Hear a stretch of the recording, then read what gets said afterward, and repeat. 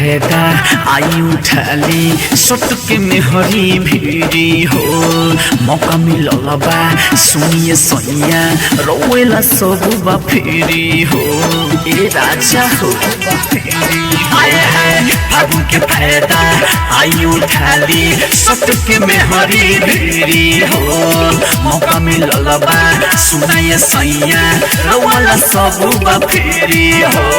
जिने बा मन उने लगाली मानी न बुरा बा भातार मिलन आधा अधूरा बा कि रंगवा डलाइल न पूरा बा होली मिलन आधा अधूरा बा कि रंगवा डलाइल न पूरा बा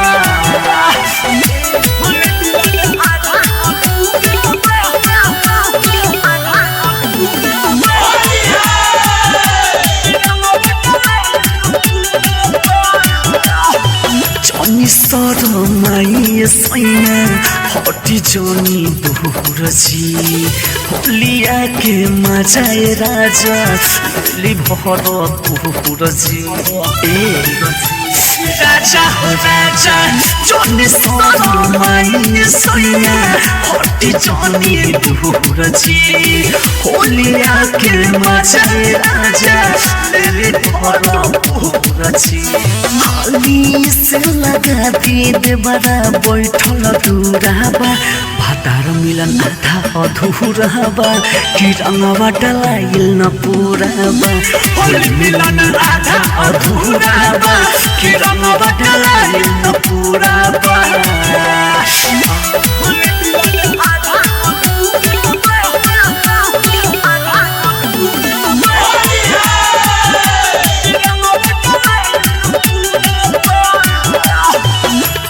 पटीदार हंसेला सैया तहारा में हरी के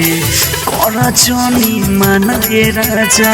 रंग दुनो सले हरी के सुना कैसे बताई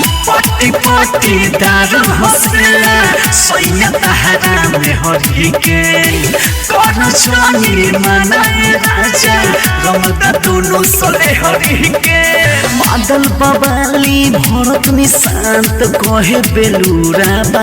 भातार मिलन आधा अधूरा बा कि रंगवा डलाइल न पूरा बा होली मिलन आधा अधूरा बा कि रंगवा डलाइल न पूरा बा महाकाल रिकॉर्डिंग स्टूडियो रीगा मिल